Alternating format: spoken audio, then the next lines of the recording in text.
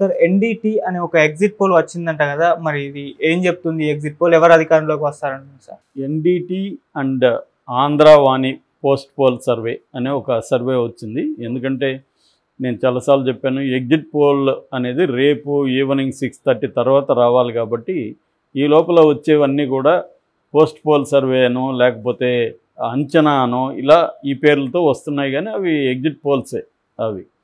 So ఇప్పుడు నా దగ్గర 2 ఎగ్జిట్ పోల్స్ ఉన్నాయి. ఒకటేమో NDT and Andhravani post poll survey, రెండవది ఆత్మసాక్షి సర్వే. ముందుగా ఎన్‌డిటి సర్వే చూస్తే ఎన్‌డిటి వాళ్ళు ఓపెనింగ్లోనే వాళ్ళ గురించి వాళ్ళు గొప్పగా చెప్పుకున్నారు. మేము 2021 నుంచి ఎలక్షన్ సర్వేస్లో పనిచేస్తున్నాము. కర్ణాటకలో మేము చెప్పింది 100% ఇదైంది. 120 కంటే ఎక్కువ వస్తాయని చెప్పాము. కర్ణాటకలో 135 వచ్చాయి. అట్లాగే తెలంగాణలో 64 తగ్గవు కాంగ్రెస్కి అని చెప్పాము. 64 తగ్గలేదు కాంగ్రెస్కు, కరెక్ట్గా వచ్చింది. అట్లాగే ఇప్పుడు ఆంధ్రప్రదేశ్లో కూటమికి 108 తగ్గనే తగ్గదు, 108 100% వస్తుంది కూటమికి అనేది వీళ్ళు చెప్పారు. ఓవరాల్గా వీళ్ళు చెప్పింది ఏంటంటే కూటమికి 108 నుంచి 126 సీట్లు వస్తాయని చెప్తున్నారు. అందులో మళ్ళీ డివైడ్ చేస్తే తెలుగుదేశానికి 90 నుంచి 104, అంటే తెలుగుదేశం ఎవరి సహకారం లేకుండా గవర్నమెంట్ని ఇండిపెండెంట్గా ఫామ్ చేయగలుగుతుంది. అంటే ఇటు జనసేన ఇటు బీజేపీ సహకారం లేకపోయినా గవర్నమెంట్ ఫామ్ చేయగలుగుతుంది. ఆ మేరకి చంద్రబాబుకి కొంత ఫ్రీడమ్ అయితే ఉంటుంది ఈ సర్వే ప్రకారం. ఇక జనసేనకి చాలా బాగా చెప్పారు, 14 నుంచి 17 వస్తాయి. వాళ్ళు పోటీ చేసిందే 21, అంటే 14 నుంచి 17 వస్తాయంటే చాలా బాగా పెర్ఫామ్ చేసినట్టుగా జనసేన. ఇక బీజేపీకి 10 చేస్తే 2 నుంచి 4, బీజేపీ కొద్దిగా తగ్గుతుంది, బట్ 2 నుంచి 4 వచ్చే అవకాశం బీజేపీకి ఉందనేది వీళ్ళు ప్రధానంగా చెప్తున్నారు. ఓకే. వైసీపీకి 49 నుంచి 63 వస్తాయి సీట్లు అనేది ఈ సర్వే చెప్తుంది. ఇక పర్సంటేజ్కి వచ్చేసరికి కూటమికి 49.2%, వైసీపీకి ఏమో 41.9%, అంటే దాదాపు 7% పైన తేడా రెండింటికి ఉంది కూటమికి వైసీపీకి. ఇక అదర్స్ 3.8% ఓట్లు వస్తాయి. కాంగ్రెస్కి 3.8% వస్తుంది. గతంలో 2% కూడా రాలేదు కాంగ్రెస్కి. ఈసారి మేబీ షర్మిలా ఫ్యాక్టర్ వల్ల 1.8% పెరుగుతున్నట్టుగా మనం అర్థం చేసుకోవచ్చు. ఇతరులకు 5% ఓట్లు వస్తాయనేది ఈ సర్వే చెప్తుంది. ఇక వీళ్ళు చెప్పింది ఏంటంటే 88% మంత్రులు ఓడిపోతారు వైసీపీ నుంచి అనేది ఒక బాంబు పేల్చారు వీళ్ళు. అట్లాగే సిబిఎన్ చంద్రబాబు గెలుస్తాడు ఖచ్చితంగా, అది కూడా మంచి మెజార్టీతో, గతం కంటే మంచి మెజార్టీతో చంద్రబాబు గెలుస్తాడని చెప్తున్నారు. జగన్కి అయితే మెజార్టీ తగ్గుతుంది బాగా అని చెప్తున్నారు. అట్లాగే పవన్ కళ్యాణ్, నారా లోకేష్ ఇద్దరు కూడా మంచి మెజార్టీతో అసెంబ్లీలకు అడుగు పెట్టబోతున్నారని కూడా వీళ్ళు చెప్తున్నారు. ఓకే. ఎంపీ ఎలక్షన్లకు సంబంధించి కూడా 15 నుంచి 20 గెలుచుకుంటుంది కూటమి అని కూడా వీళ్ళు చెప్తున్నారు. సో 17 నుంచి 20, ఇక వీళ్ళు వైసీపీ ఏమో 5 నుంచి 8 మాత్రమే పరిమితం అవుతారు అనేది చెప్తున్నారు. ఓవరాల్గా వీళ్ళ శాంపుల్ ఇది కూడా సైజు కూడా ఇచ్చారు. 189,568 మందిని మా టీమ్స్ కలిసాయని కూడా వీళ్ళు క్లెయిమ్ చేసుకుంటున్నారు.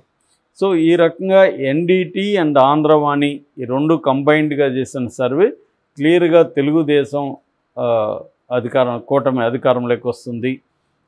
కంఫర్టబుల్ మెజార్టీ 108 నుంచి 126, అంటే బ్రహ్మాండమైన మెజార్టీతో అధికారంలోకి వస్తుంది అనేది వాళ్ళు చెప్తున్నారు. ఇక ఆత్మసాక్షి దీనికి రివర్స్గా ఉంది.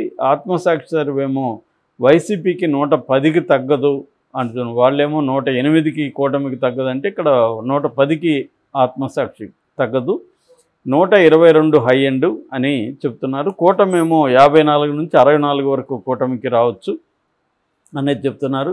ఇక పర్సంటేజ్ విషయానికి వస్తే కూటమికి 49.25% ఉంటుంది, వైసీపీకి ఏమో 47.5%, అంటే 49 ఇక్కడ 47, అంటే ఓన్లీ 2% కూడా లేదు ఇది 1 మాత్రమే గ్యాప్ ఉంది వీళ్ళిద్దరి మధ్య.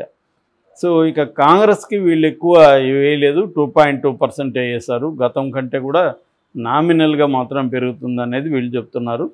ఇతరులకు కూడా ఎక్కువ వీళ్ళు వేయలేదు, 1% లోపలే ఉంటుందన్నారు.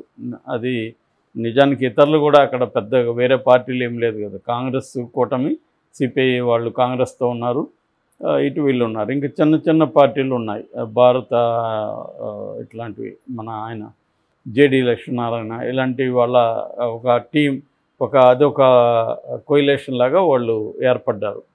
సో అదొక కూటమి అనమాట. సో వాళ్ళు చీల్చేది వెరీ వెరీ మైనర్గా ఉంటుంది. సో ఓవరాల్గా నాకు తెలిసి ఇప్పుడు వస్తున్న పోస్ట్ పోల్ సర్వేలు అనేకం నేను పరిశీలించిన తర్వాత నాకు అర్థమైంది ఏమంటే, ఎగ్జిట్ పోల్స్ కూడా గందరగోళంగానే ఉండబోతుంది. ఎగ్జిట్ పోల్స్ కూడా ఖచ్చితంగా 2గా చీలిపోతాయి. కొన్ని వైసీపీ రాబోతుందని చెప్పబోతున్నారు, కొన్ని ఏమో టీడీపీ రాబోతుందని చెప్తున్నారు. ఎగ్జిట్ పోల్స్ కూడా మనకేమీ ఆనందాన్ని ఇవ్వలేవు. అంటే ఎవరికి కూడా, ఇటు తెలుగుదేశానికి ఆనందాన్ని ఇవ్వవు, ఇటు వైసీపీకి కూడా ఇవ్వలేవు అన్న ట్రెండ్ కనిపిస్తుంది ఇక్కడైతే లోకల్గా. కానీ నేషనల్ లెవెల్లో ఎగ్జిట్ పోల్స్ ఎలా ఉంటాయనేది చూడాలి. ఎందుకంటే నేషనల్ లెవెల్లో ఉన్నప్పుడు వాళ్ళు ఇక్కడ కూడా ఆంధ్రప్రదేశ్లో కూడా ఎంపీల విషయంలో ఎగ్జిట్ పోల్స్ అన్నీ ఏమన్నా ఒక రకంగా ఉంటాయా అనేది చూస్తే దాన్ని బట్టి మనకి అర్థమవుతుంది. ఇక్కడ లోకల్గా వచ్చేసరికి అగైన్ ఇక్కడ YCP sponsored exit polls, Telugu Desam sponsored exit పోల్సే కనిపిస్తూ ఉన్నాయి ఇప్పటివరకు చూసుకుంటే. అంటే పోస్ట్ పోల్ పేరుతో కూడా ఇదే డ్రామా నడుస్తుంది. అందుకని మనం ఇంకా నేషనల్ లెవెల్లో ఏమన్నా ఎగ్జిట్ పోల్స్, ఎందుకంటే వాళ్ళ క్రెడిబిలిటీ ఇంపార్టెంట్ కాబట్టి నేషనల్ లెవెల్లో వాళ్ళు కొంత అక్యురేట్గా వీలైనా చేసే అవకాశం ఉంది. అయితే వాళ్ళు ఆనెస్ట్గా చేసినా కూడా ప్రజలు ఎంత ఆనెస్ట్గా తమ అభిప్రాయాల్ని చెబుతారు అనేది కష్టం అన్నమాట. ఎందుకంటే ఒకవైపు స్వీప్ ఉంటే ఈజీగా ప్రజలు కూడా ఓపెన్ అప్ అయిపోయి చెప్తారు. బాగా టగ్ ఆఫ్ వార్ ఉండి ప్రతి దగ్గర హోరాహోరీ పోరాటం ఉన్నప్పుడు ప్రజలు కూడా ఓపెన్ అప్ అయి చెప్పడం కష్టం. ఒకవేళ చెప్పినా కూడా 10 మంది చెప్తే మేము 5 మంది ఇటు 5 మంది ఇటు వేసారనుకో, దాంట్లో ఏమి తేల్చాలి?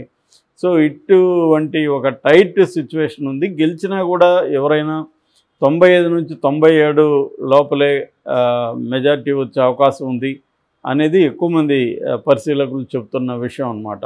రాజకీయాల్లో సీనియర్ తలబడిన వాళ్ళంతా చెప్తున్నది ఏంటంటే, ఎక్కువ మెజార్టీ ఎవరికి రాదు, పట్టుపట్లుగా మాత్రమే ఉంటుంది దగ్గరగా. ఇప్పుడు తెలంగాణలో కూడా అదే పరిస్థితి కదా. సో అదే పరిస్థితి అక్కడ కూడా ఉంటుంది అనేది. తెలంగాణలో కూడా 64 కాంగ్రెస్కి 5 65 వచ్చాయి. సో 120 రావాలి ఇక్కడ, 60 రావాలి, ఒక 4 మాత్రమే మెజార్టీ కాంగ్రెస్కి, అది కలుపుకుంటే 5 మెజార్టీ. అలాగే అక్కడ 88 రావాలి, 95 లోపలే ఉంటుంది. అక్కడ 95 90 100 లోపలే ఉంటుంది మెజార్టీ అనేది చెబుతున్నారు. ఇది చూడాలి. ఏమైనా రేపు ఈవినింగ్కి మనకి ఎగ్జిట్ పోల్స్ వస్తాయి. కానీ ఆ ఎగ్జిట్ పోల్ ట్రెండ్ చూస్తూ ఉంటే మాత్రం ఆల్రెడీ చాలా ఎగ్జిట్ పోల్స్ రకరకాల పేరుతో వచ్చేసాయి. సో ఇవన్నీ కూడా డివైడ్ అయిపోయినాయి. కొన్నేమో వైసీపీకి వస్తాయని చెప్తున్నారు, వాళ్ళేమో నిన్న కూడా మనం నాగన్న సర్వే చెప్పుకున్నాం. నాగన్న సర్వే క్లియర్గా వైసీపీకి గవర్నమెంట్ ఫామ్ చేసే పరిస్థితి ఉందని చెప్తున్నారు. ఆత్మసాక్షి కూడా వైసీపీ అంటున్నారు.